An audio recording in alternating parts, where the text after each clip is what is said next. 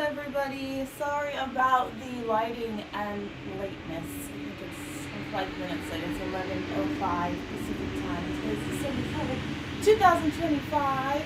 I'm trying to get some sound up on the screen here because I feel like this is going to be another lore post or lore stream. And by lore, I mean I have to have documented evidence of the truth in case someone literally is successful with their attempts in my life. And yeah, if you know, you know. If you don't, I'm gonna share more because again, it's gotten to that point where this may be all I have left. And aside from my baby girl, who is so strong and she's been with me for so long that I know she's supposed to be here with me. She is a protector, even if people don't want to believe that. I'm gonna put on some Christmas guitar. Ooh, let's see what I can find. Christmas guitar. No, I said Christmas, not Christmas. Sorry.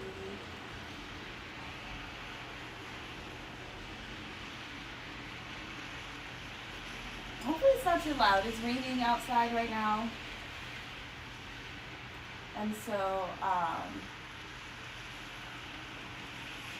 when it's raining outside, the cars go by, you can hear the water. At least for me. I don't know if you can hear it, but y'all know I live on this street, or at least this room is on this street, so I can't really do anything about that, but hope that I can make it to my next space safely.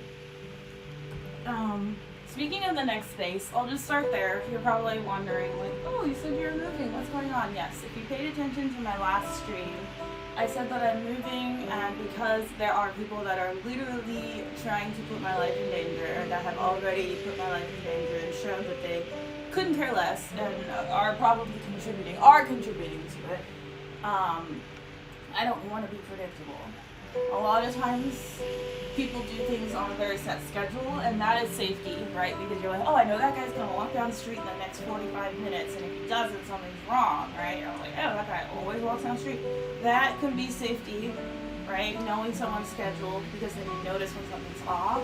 But if you don't have a very, very set schedule like that, which I don't because my life is not as consistent like that right now, then not having really predictable movements is also helpful, because people that are trying to plot against you can't say, okay, I know this person is going to be gone at this specific time, and therefore that's a perfect time to break into their house and set up something, right? Which has happened.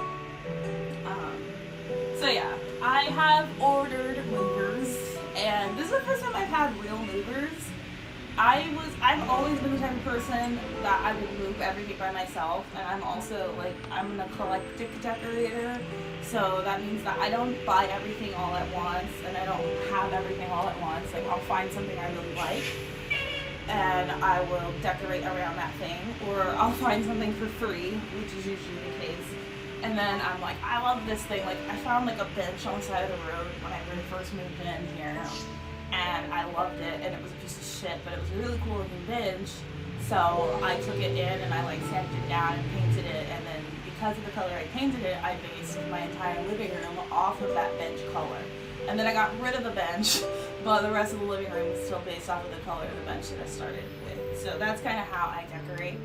And so since I do that, one, I'm bringing in furniture and things from off the street, and so I literally am bringing it in by myself, and it's not like something that I'm really like, hey, can you come help me carry this? Because a lot of people don't want to even get involved with used, discarded items like that. But I have to be recording on my primary phone today because my stream phone is actually out of service. It's not out of service. It works, but the moment I got my new phone, and I said this before, the moment I got my new phone, my phone at the time, which is the iPhone 14, literally went haywire. And we all know that Apple conspiracy, they mess up your phones on purpose, so you have to get a new one. I don't want the new 17, you guys. I really don't. I looked at it. I don't like that big rectangle panel in the back. And I have the iPhone, new iPhone cycle set up, so like I get the new iPhone every time it comes out. I don't know. I don't want to say I don't want the phone, because obviously I do want to have like the newest updates, and I want to be like, I want everything to function in the way it's supposed to be functioning. But I also don't like that rectangle. Like it's just, I feel like it exposes so much more. It doesn't look as good to me. So dilemmas. This is what we call rich people problems. And I say that not because I think I'm rich, although I know comparatively I can't speak. It's just these problems where it's like, why are you complaining about something like that? I'm not complaining, I'm just saying. But a new iPhone 17 is ugly. Anyways, so what's been going on? I have decided, again, for safety, that my life has literally been Operation Mockingbird for, I want to say, at least the last, since 2009, I can think of now at this point. I have come to terms with the fact that I am someone that has always assumed, and when you assume, you can actually, I have been someone that has always assumed that people don't do bad things to people that are good to them. Because why would you, right? Like, you have somebody that's on your side, you have somebody that's on your team, you have someone that's going to fight for you, you have someone that's literally there for you. If you call them, they'll be there. Why would you then want something bad to happen to that person, right? That's like punching your own tires out. Like, why would you do that? Now, somebody with a crooked mind might say, oh, punch my own tires out, and then lie and say somebody else did so I can get new tires. I don't know how that works. I'm not that heavy into insurance, but I will say that my family, and this is on my dad's side of the family, had an insurance company, insurance business. This was located in Renton, Washington, since I was a very young child. I remember I would go to the shop, their insurance agency, and I would just do filing. And maybe this is why I got really into like office supplies and like organizing and being like super like meticulous about that sort of stuff. Because it was paper back then, right? So it's just like walls and walls of files and like people's insurance profiles and like their information.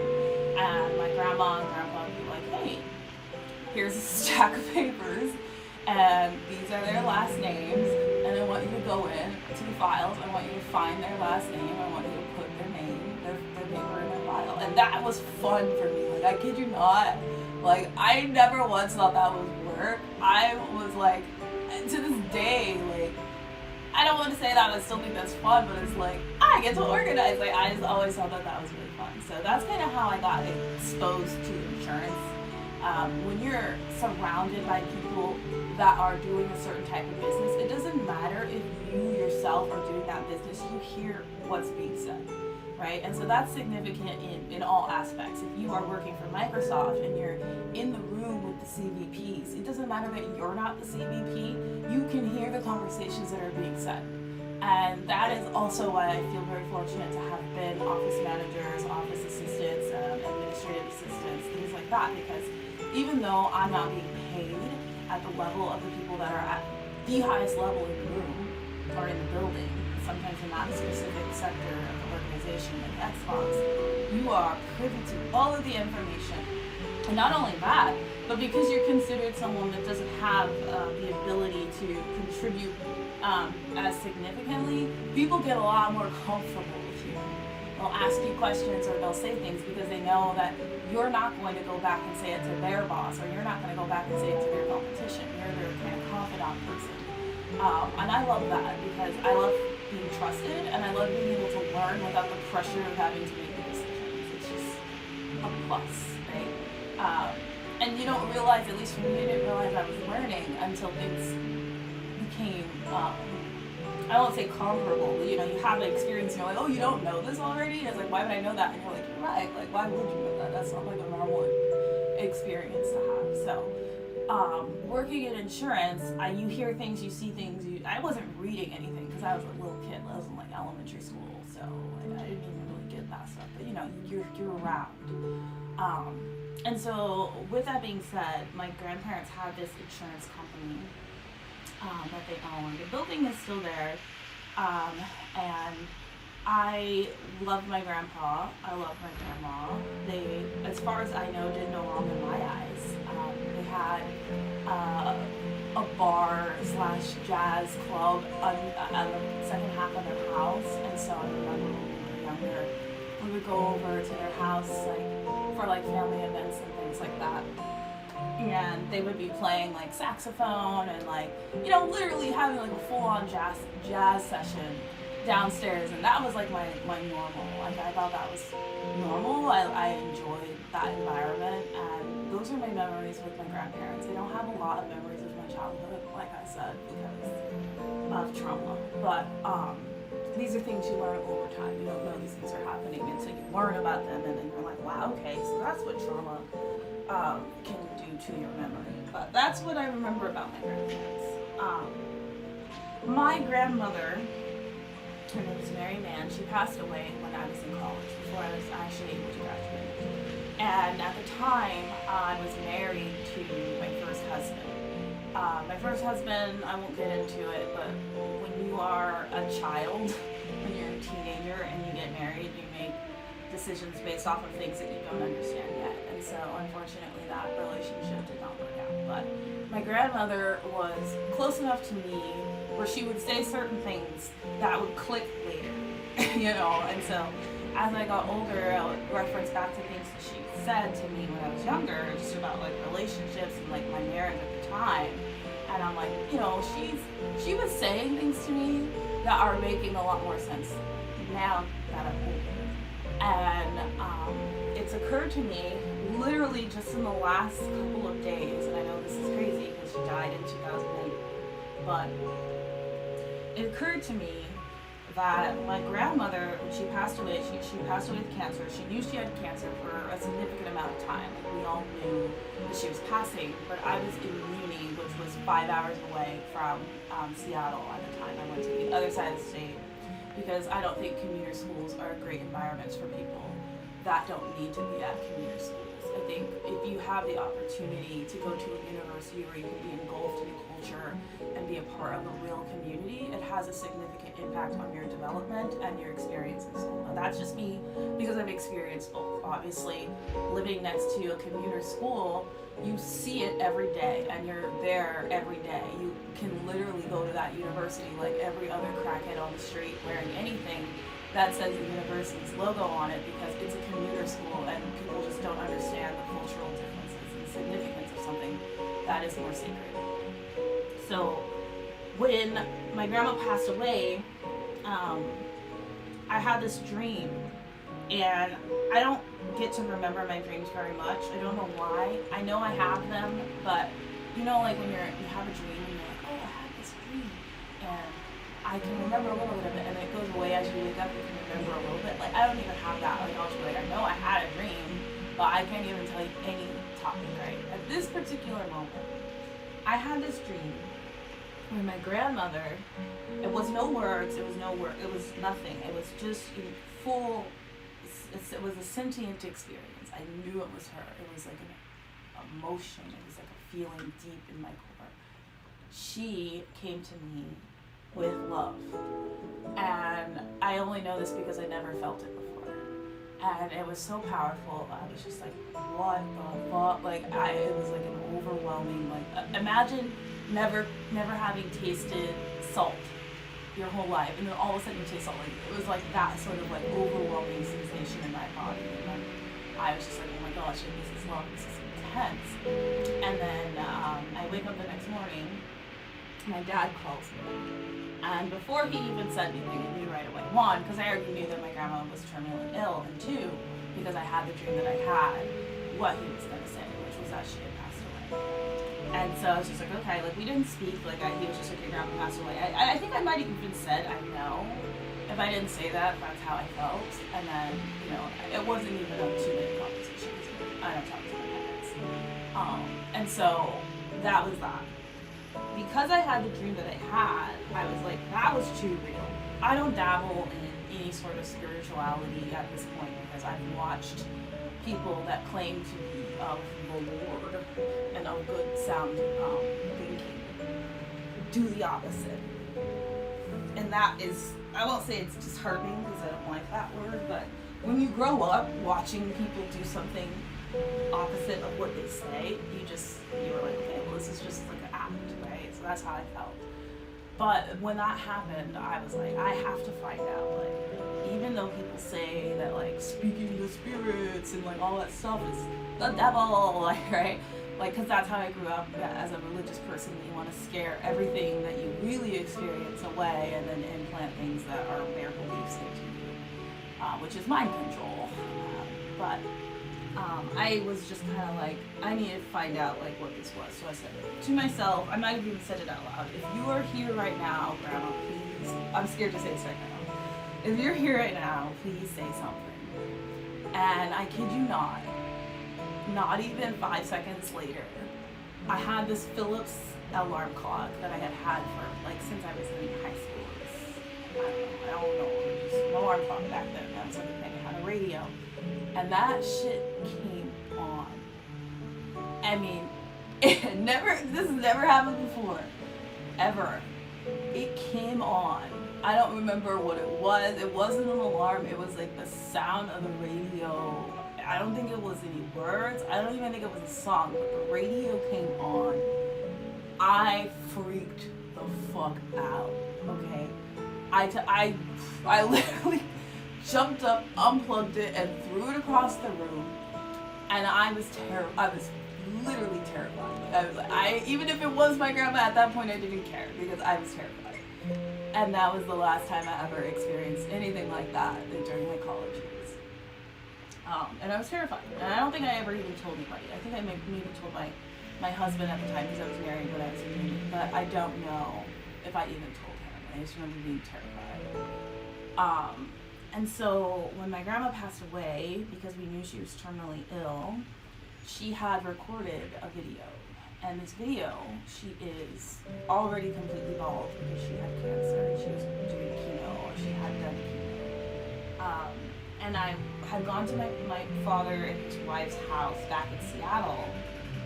And my siblings, we were there for like either a holiday or because of what was going on. Because again, I don't talk to my parents. There must be something significant for us to get together. But we remember, and I say we because we all saw it, and this is why it's not a me thing. We all saw the video. We didn't see it in full. We saw it on the screen. And maybe, I don't even remember hearing it. I remember seeing her talk. I remember my father and his wife saying that she had recorded it for us and that we were going to watch it together later. It never happened. I never saw the video. I don't recall what was said in the small portion that was said again. I don't even remember it being something that was shared. It was kind of like, this exists and we're going to show it to you later. I think they were like, oh, as parents, that you think your protectors are responsible and trying to help you because my success is your success. You think that they would do the right thing. So I was never questioning them. I never questioned them. I haven't questioned my parents. I didn't start questioning my parents until I was in my late 20s when my medical situation became unbearable and they were denying my factual experiences. But I was like, okay. So that was in 2009. Never have seen it. It's never come up again. I do remember my older sister who is has a different father than me and is obviously very much a jealous, vindictive, clout-chasing person. She said something to me about it one time, and this was maybe more than 5 years ago. And she's like, did you ever get to see the video? And I was like, no. And she's a messy person. She's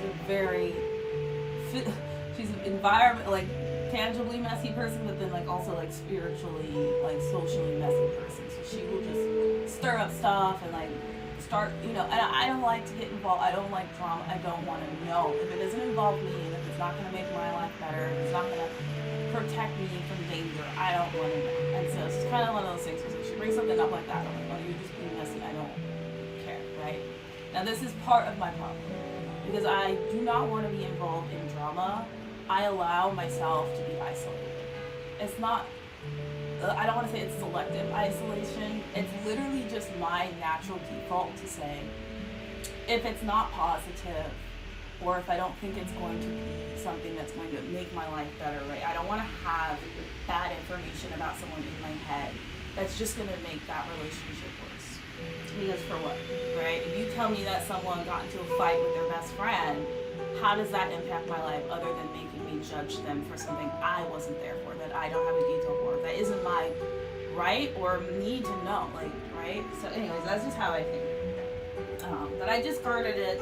I just never thought about it again. Why would I not trust that whatever is in there is what is to be said, or what has been said, or what is known, or is there to protect me, whatever the case may be. So I was not even graduated from uni yet. Now that might be significant because if my grandmother passed away before I graduated, and she said something significant in that video that pertained to my graduation, for example, it could have been that the information was supposed to get to me once I graduated. It could have been that there's information in there that was contingent on my graduation. I do not know what is in that video. I want to know what's in that video. If someone is on their deathbed and they leave a document, it is a legal document, whether it's a media file or not. I don't have legal support. My godfather, who I love, who I trust, I don't really know him. Obviously, I was a child, and I've been, like I said, not necessarily selectively isolated, but just like because I know how much jealousy has surrounded me and how dangerous it has been my entire life. Like I'd just rather stay away and avoid the conflict. He was a lawyer. He was a prominent lawyer, as far as I know. He had a large impact in why I did not go to UW. I did not apply to go to UW, and I'm so grateful that I can say that. But he passed away while I was in the hospital, so I didn't get to speak to him. I don't know the issues surrounding his death. I know that he had cancer, but I didn't get to speak to him before he passed away. He passed away while I was in the hospital. That would have been my only secure connection to the legal system in the Seattle area. That is where I live right now. Because I've always trusted my family, I have always used my family as a source for references. If I need legal advice, if I need legal anything, I will go to my dad and say, hey, this is going on. I know you know people way higher than I do because you're older than me and more established than me. So can you connect me with someone? And that would be my route, right? Now, I haven't had to do legal things. I did get a divorce. I don't remember.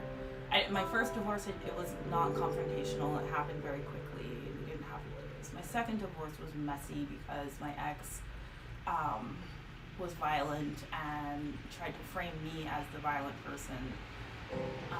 Successfully, technically. If you don't look at the actual court case, if you don't read it or watch the footage, it would appear as if I was the problem. If you actually look at the documents, if you actually watch the court case, you clearly see that I'm quite literally crying and begging the judge to make it official that we cannot have contact with each other, because at this point he had been breaking into my house while I was working because he was unemployed per usual, and literally kicking holes into the doors, kick the door down, like just doing all sorts of stuff, and then saying, oh, well, you have a mental health disorder.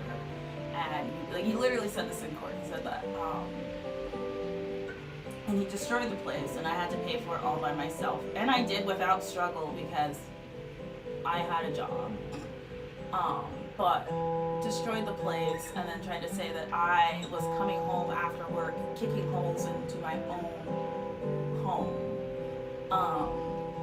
Why? I don't know. Again, if you convince someone that you have a mental health disorder, so if you convince someone that they have a mental health disorder, it's really easy to be like, see, I told you. Like, I don't really know if anybody believed him. I know that the judge, when the protection order was filed. I told him I was going to file a protection order if he kept coming. And I had the text messages. I don't know if I still do this. I tried to delete everything that I had as far as that, but just basically saying, like, you keep coming here, you're destroying the property, I have to cover it. Like, just go away. Like, you got what you wanted, you have the things that you're asking for, you don't want to be with me, like, let's keep it that way, right? But because I said that to him, he decided that he was going to file for a protection order against me. So he did. And again, I was like, I'm the one that actually needs the protection because I'm the one that has to go to work and leave my home and my dog and everything. He left my dog outside unattended while I was at work. I came home from work one day and all the doors were open. I had a garage and two exits, a front door and a back door.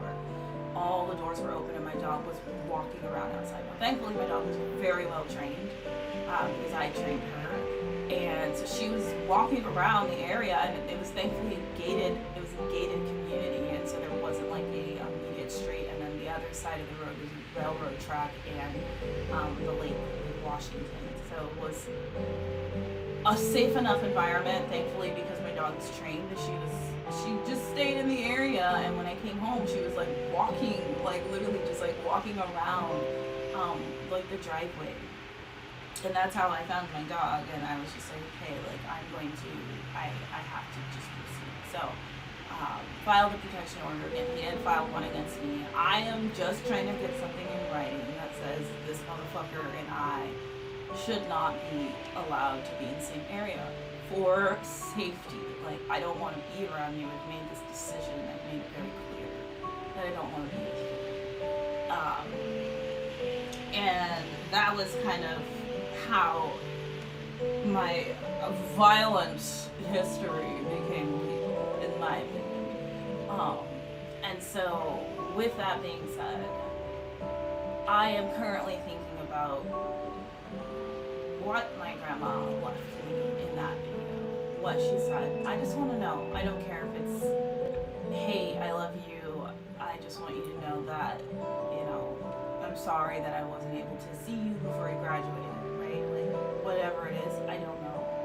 And I know it's my right to have access to that. At this point, because I don't have legal support that I can trust, I don't know how to get that. And I know you guys are probably going to say, well, just go online and look for a lawyer. That is a very easy thing to say when you can trust that the people that you contact will believe you, one, because you don't have a history, a medical history and a criminal history, where people are automatically going to say, well, you know, according to the law, you know, this is already a sticky situation, right? Because that's the reality. And two, when you have family that have been established in an area, my father's wife has an ex-husband who is apparently she always brags about how her ex-husband is very successful and very wealthy. Right? This guy still comes over for family dinners with his ex-wife.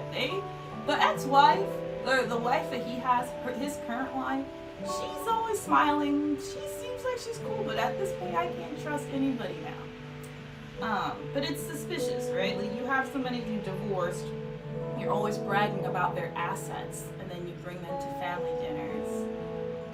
So it's a suspect situation for me to be able to trust that I can give money to someone.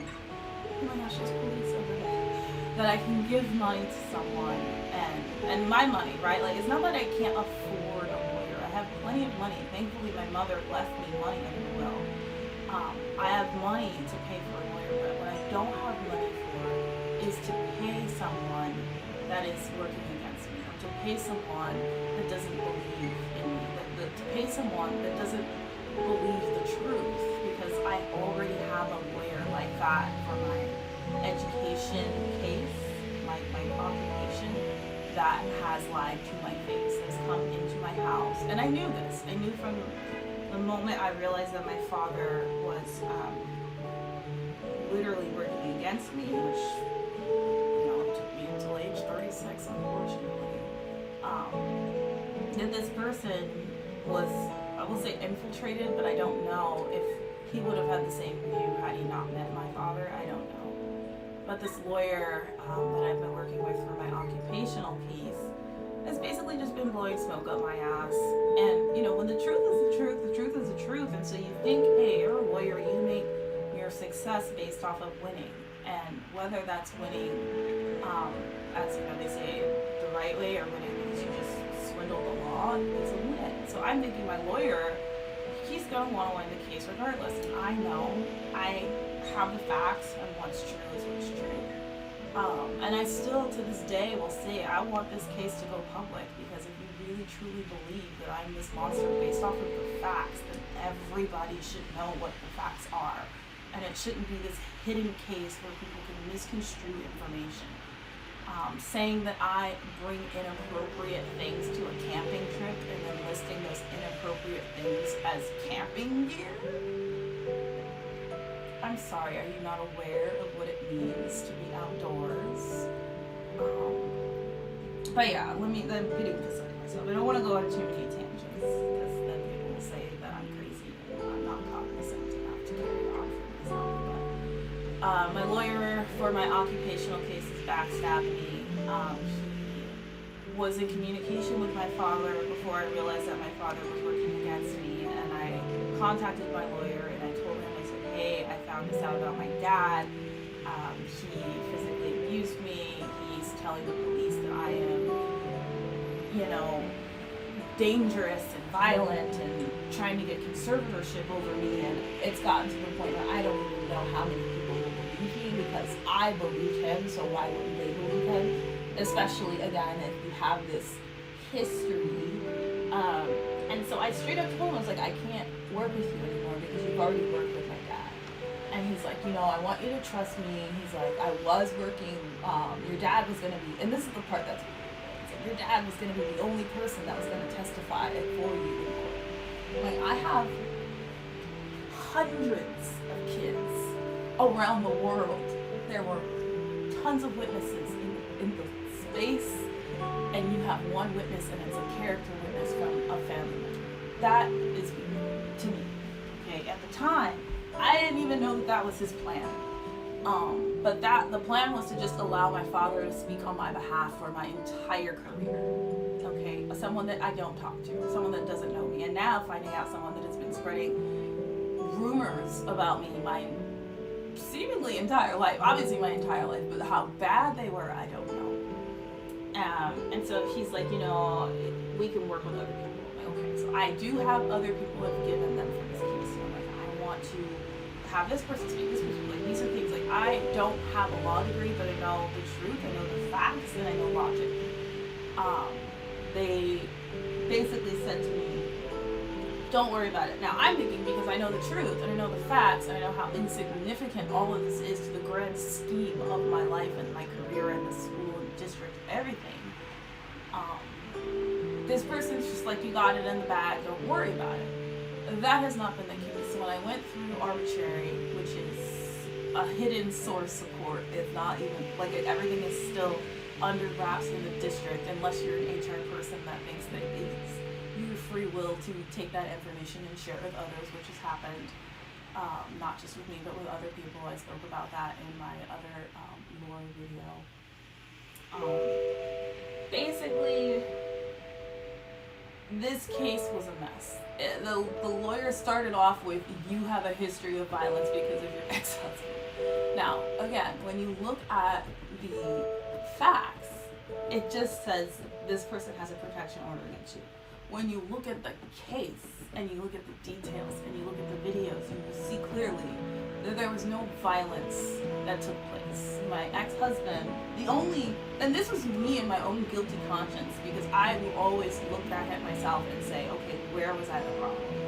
My ex-husband cheated on me with his ex-wife on Valentine's Day. I found out on Valentine's Day that he had been communicating with his wife on Valentine's Day while I was at work.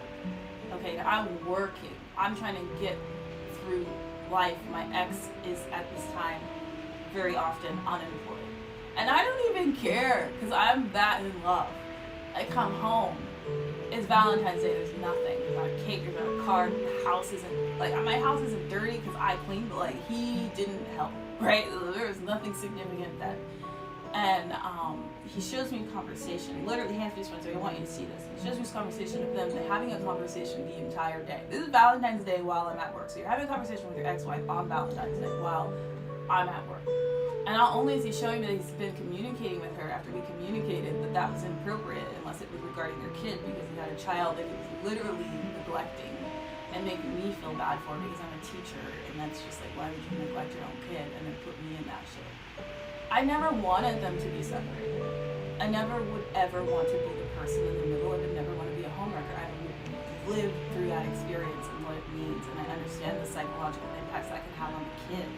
So I would have never, ever, ever, ever engaged in a relationship with someone that I didn't think was ended on the other end. But that was not the case.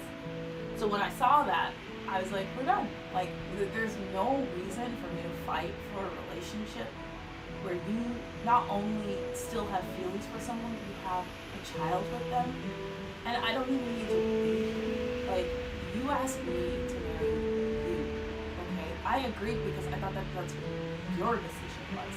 I didn't think that you're using me because people use me to get back at other people or for the resources that I can provide. Because again, this motherfucker was on unemployment for most of our relationship. I simply said, you're killing me and you should kill yourself. Now, I meant that shit. And I said it like I meant it because he was killing me. My life was never worse than when he was making me feel the way that he made me feel. And it got to the point where I was like, you don't love me as much as I have to love myself. Because this is the only way I'm going to survive. Like, the life force is being sucked out of me. Like, my weight would fluctuate. I had, like, really bad acne all the time. I was always stressed, angry, just because of the bullshit. And it was unnecessary.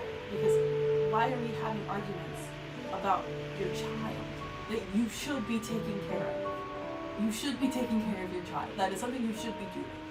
Okay, you should be trying to make your ex jealous. That's not taking care of your child. That's causing even more damage to your child. I don't care about anybody else but the kid. Okay? So that situation is what wound me up, feeling guilty and like I did something wrong. And so I was just, yeah, I said, kill yourself. And I apologized the next morning when I left for work. He was still at the house on his ass doing nothing. Okay? That is why I have a protection order case logged in the Seattle District Court. I don't know. Whether or not people want to believe the truth is irrelevant. The facts are literally there. If you look at them, you have the ability, maybe. I don't know how court works. Because I genuinely only care about the truth, and I genuinely only want people to leave me alone. That's all I've ever wanted, is to just be left alone. Like, if you don't like me, stay away from me. If you want to use me for something, leave me alone. Okay? If all you can see is what I can bring to you or what you can get out of me, I don't want to be around you. Like, I'm sorry. I like to make people happy. I like to help people. My like true passion is to help people feel good about themselves. Like, that is the essence of what a cheerleader is, and that's such a corny term because I don't identify with that as it's a sport, but like my true essence is to make other people feel happy about themselves and genuinely dig into who they are to become their best version. I'm a teacher.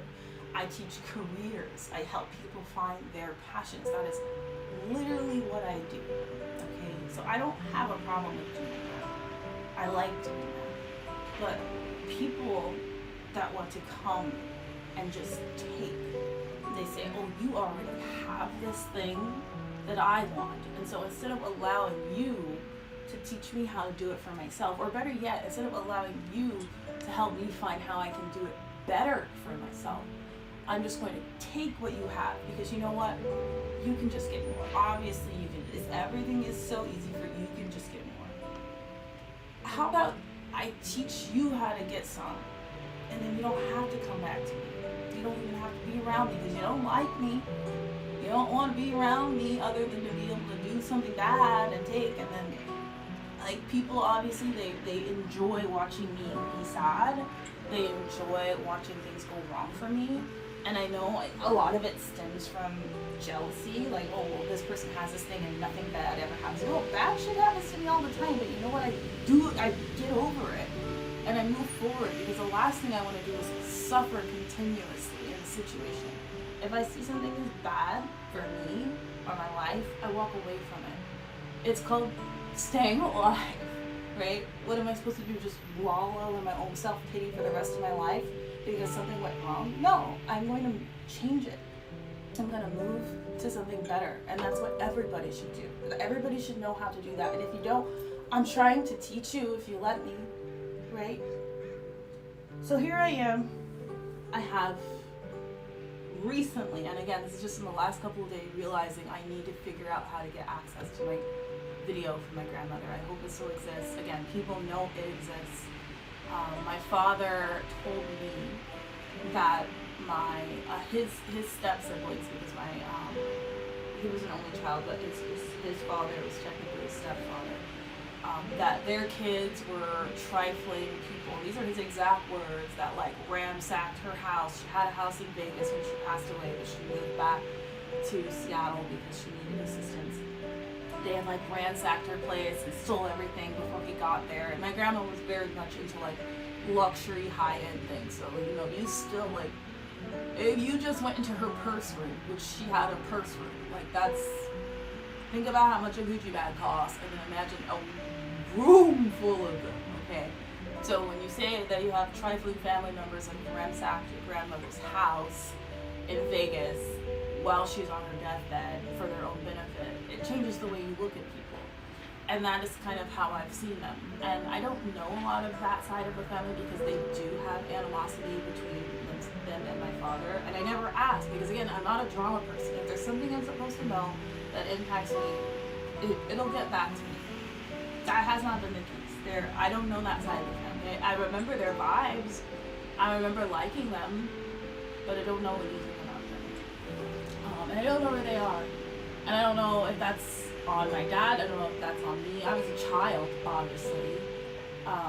And things were different back then. We didn't really have the internet or as much communication options. And now, because time has passed for so long, I don't even know what there is to salvage. If there is something to salvage, what's true, what's not true. That's irrelevant. This is the situation with my grandmother, okay? Getting a lawyer is not a financial problem.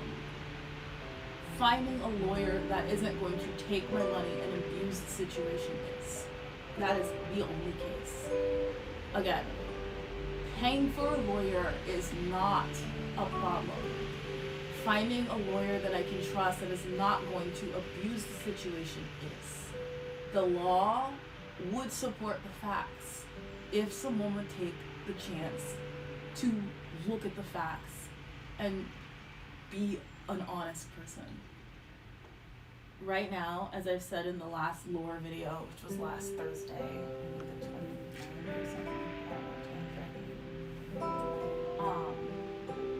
the law has been used against me.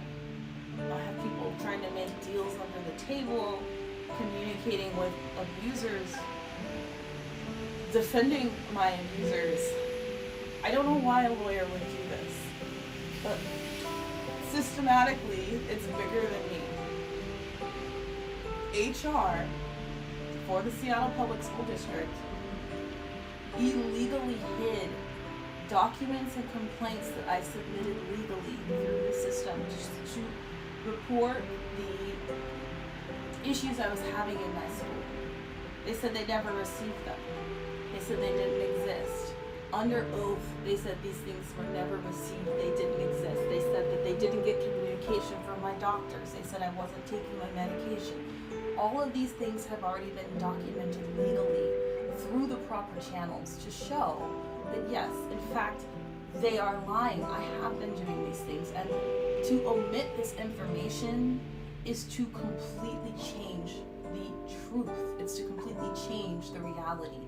if you're saying someone has a mental health issue and they're not trying to help themselves because they're not following the doctor's orders and they're not doing this, the only way that can be true is if it's true. If the person has that information, if the doctor has been communicating, if the medication has been documented, there's been blood work, all of these things, you say someone's not taking their medication and you look at the information for their blood work and it says the medication's in their system, guess what? They were taking their medication. It's documented. So to have that information documented and then to literally lie under oath and say that that information doesn't exist, that it never happened, that is illegal. On the highest level of HR for a public school system in a place as big as Seattle, Washington, to lie under oath and say you do not receive medical documents or official HR complaints is illegal. It's illegal. Now, whether or not there's a judge, a real honorable judge, that will look at that and say, this is illegal, that part has clearly been out of my hands because that is the reality. But I have the documentation. Now, when we speak about documentation, we talk about the internet. There's something called internet archives. If you know what the word archive means, it means it's been saved. This information is on my phone. It's in my emails. It's in my phone, my photos. I have screenshots. I have sent these emails and screenshots to other people. When I was put in the hospital a few weeks ago, I don't want to get into the details again of how it happened. If you don't know, go back and watch that video. But they have a toxicology report that came to my house that says I had an unknown amphetamine in my system. Unknown, and not only unknown, but a high amount.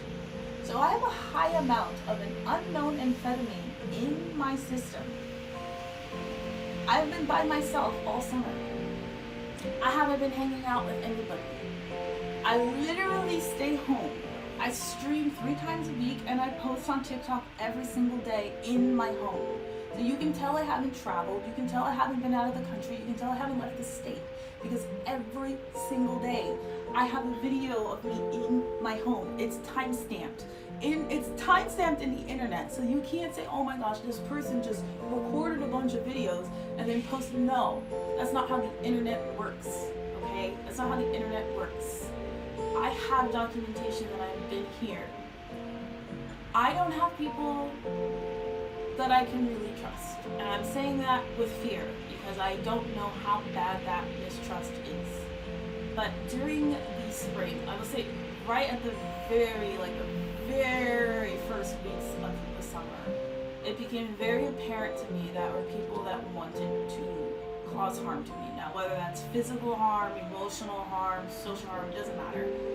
There are people that were literally in my face trying to make me feel less than. Now, I don't compare myself to people on levels because everybody's different. We all have skills in different areas. Everybody's a dumbass.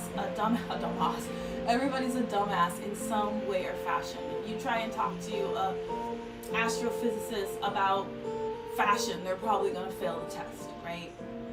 But that's significant for people that live in the fucking Arctic and they need to make sure that their clothes can keep them protected, okay? When you identify that there are people that are willing and openly doing something to harm you, I hope you were smart enough to stay away. And that's what I identified in the summer.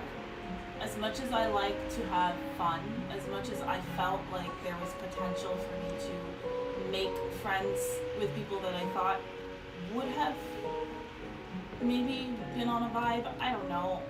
Vibes are weird now because I like to trust myself, but I trusted my father my entire life, and it took me this long to realize that he's jealous of me and literally okay with knowing that I have been sexually assaulted so many times. I'm glad I can't remember it.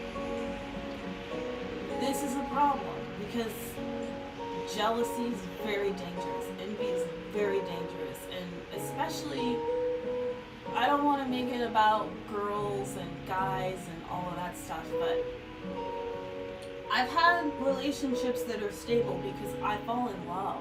I don't bait people. I don't believe in lying to people to get something from them. I don't believe in marrying for money because money comes with happiness. Happiness is wealth. When you're happy, things gravitate towards you. That's how that works.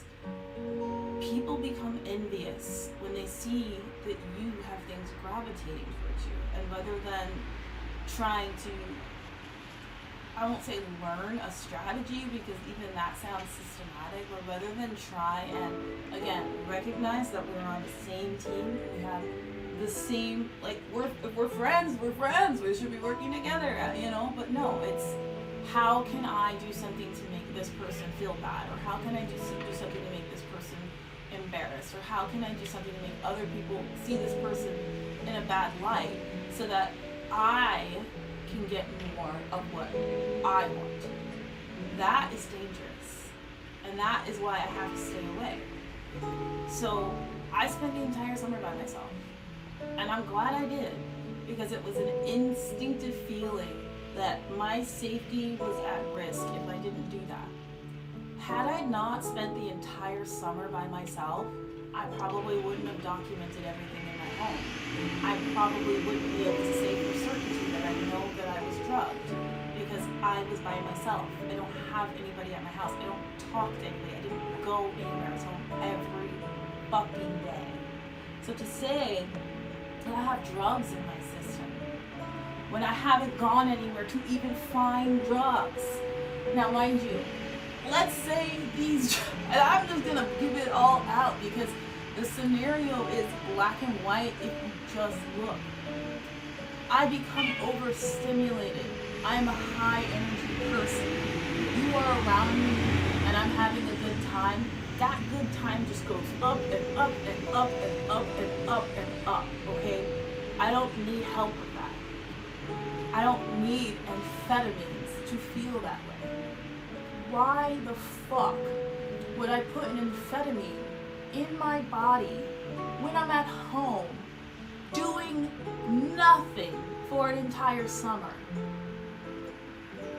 If I wanted to use drugs, if I was depressed, if I was happy, whatever the case may be, the last thing would be an amphetamine. The last thing.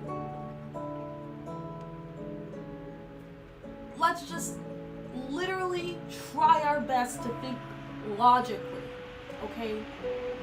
That's all I want to say about that. That's all I want to say about that. I have movers coming. I'm excited to have movers because for the first time, my movers are going to be moving me. And you're probably thinking like, you're not packed. I know, it's the weirdest feeling because normally I'm like packing, everything's packed, and then I get stressed because I get high energy and I get a bunch of stuff done because that's how my body works. It's like, we gotta put in work, we're putting in work.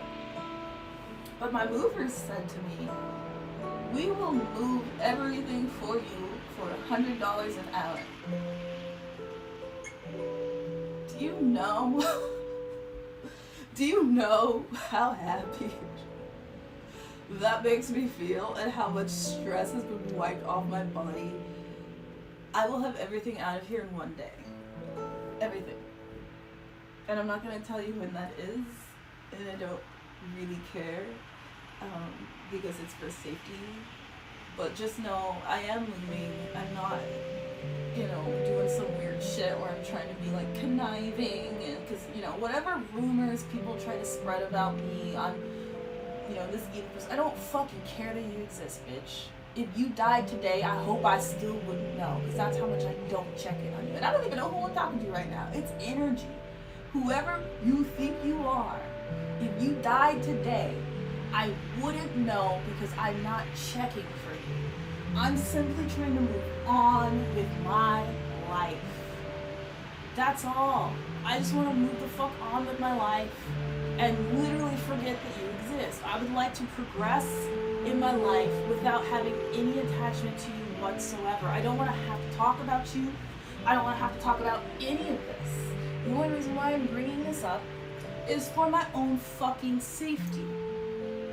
A couple of days ago, and this is after I've already signed my lease and moved into my new place officially, right? I have items in there. I look at my phone and it says that I have an iPhone 13 attached to my iCloud. And it's access. Once something's attached to it's got full access, just like it's a whole other phone. I know this because I have more than one phone. This means that there's somebody out there that has a full clone of my phone somewhere. This means that they have access to my emails. This means that they have access to my text messages, my pictures, my accounts. I don't know who this person is, but understand this. I have nothing to hide. I only have things to be removed. When I was put in the hospital, they took both of my phones to the hospital. Now, why you would come into someone's house and remove their personal items without their permission or their consent, I don't know. If you're not allowed to use your phone in the hospital, which you're not, why would someone think, let me go into their house and remove their technology, their most significant confidential stuff, and bring it to a public setting where it is not protected, where it's surrounded by people they don't know that, again, sorry to sound paranoid, can infiltrate your information. Both of my phones were in the hospital with me. I did not have access to them the entire time I was there. I was able to send out one message. I don't even think it was a message. I think it was like a title, and I was just basically trying to be like, with the small amount of mind I had, because mind you, they drug me to the point where I have no memory. This is not me going crazy. This is me being put on literal drugs that wipe away my memory. This information is on my phone. All I can do is try my best to show, one, I'm alive, two, whatever scenario, whatever story you're trying to create for me, I hope people don't believe it, but it's gotten to the point in my life that I don't know how long and how deep these lies go. Because it's not just coming from my father, it's not just coming from his dirtbag wife, it's not just coming from my trifling ass ex-husband. I don't even know who all can be involved. Like I said, I have a backwards ass lawyer that is benefiting how I don't know from working against me. I have HR lying about things that can put you in prison. These things have been documented, and I am saying this for my safety. I'm saying this for my safety. I'm saying this for my safety. I hope everybody understands as I'm going through this that I'm not vengeful, I'm not hateful, I'm not even mad. I'm kind of very concerned for the world because I have real kids that I'm really helping, and I know this. I watch the growth that my students have in just a few months, and it makes me feel good about life. Because real people are really there if you let them. And the moment you crush someone's hopes and dreams and potential, you're altering the future for the worst. That is the most depressing, sad thing I can think of in my life, is that there are people that are supposed to be doing something more, and they can't because they don't have the access or the means to do so. They don't even know that they have that in them. It's being erased, or it's being hidden, or it's being... Like, imagine you're helping someone find a career that is meant to change the world, and the person that's helping them get to that career is removed. I'm not saying I'm so significant. Every teacher has that power. Every person has that power. I've done nothing wrong, and if I have, be honest about it. Don't lie and hide documents and try and make it seem like I'm this person I'm not. If I'm truly this awful, irresponsible, dangerous, malicious person, let the facts speak for themselves. Don't hide information to try and prove a point. Don't try and set somebody up to make them look like they're something they're not. Drugging someone throwing them in the hospital and then trying to diagnose them with disabilities to discredit their voice? That is how you prove you're correct? I'm glad I got drugged now. Because now I have a legal documentation that there were drugs in my system.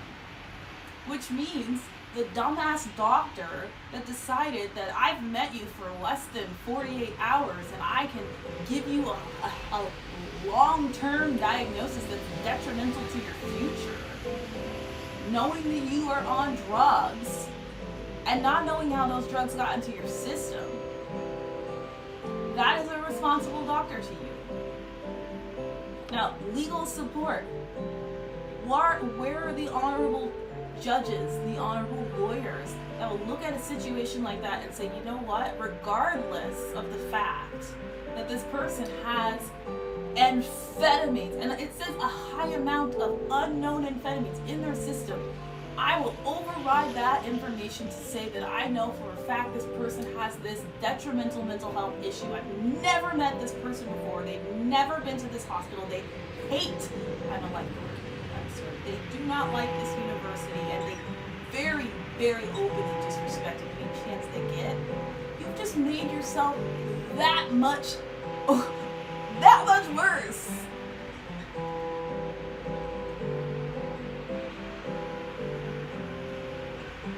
Why don't you go to a campus that has some bears roaming around just freely? The bears are out today, you guys. Be careful because the bears are out today. That is a real alert at Washington State University, okay? Chill mode forever. I don't give a fuck what you think you know about the system if you refuse to do any of your own research. I don't care what you think you know about the system if you refuse to look at the facts. If you refuse to acknowledge that what is happening to me is real. And you don't like the way it sounds because it doesn't fit your narrative, because the narrative you've been fed is a fucking lie to support more fucking facades. I don't care. Just leave me alone and allow me to live my life the way I can live my life, not the way you want it to look, not the way it fits your narrative. If I look bad, you look better. I don't need a savior. I need you to fuck off. That's really it. Like, just leave me the fuck alone. I don't want you. I don't need you. You make my life worse. And the fact that you think that making me look bad is going to make you look better, it just makes you connected to somebody that you failed. If I'm a failure, you're a failure, because guess what? I didn't bring myself into this world. And if you look at the results of the things that you create, networking to change the narrative doesn't change the facts if you give yourself a chance to look at them, if they're not hidden, if they're not deleted. I don't know, you guys. I'm not mad. I just feel like, what else can I fucking do? You know? Because these are the facts. This information is public knowledge. I've been trying my best to post without looking crazy, because again, that's the narrative that has been spread for so long. I can't open my mouth without people questioning whether or not I'm on amphetamines. I have a master's in philosophy, cosmology, and consciousness. Now, whether or not you agree with the validity of the content or the university or whatever the case may be, I'm putting in work for myself, and I want you to leave me alone. Just leave me the fuck alone. I have broke 0 laws. And if you look at the laws that says that have been said that I've broken, they're coming from people that have entered my home without my permission, physically abused me, and then tried to throw something back in my face and say I'm aggressive and crazy. These are the facts. Leave me alone. I don't like you. I don't love you. I want you to go away from me. I don't care if you die. I don't want you to die because I don't wish that on anybody. Although death, I'm not gonna lie, give it a try. Sometimes letting shit go helps. It really does. My mother has helped me significantly Without her, I wouldn't have the financial backing to say I can still leave this fucking country if I need to and never see you again. The only reason why I don't even put that shit out there is because people will kill you for money. I don't need you. I don't want you. I just literally want to be left the fuck alone. You mean nothing. You mean worse than nothing to me, to the point where I don't want to tell you how I actually feel, because that kind of energy should not be put on the internet, in my opinion.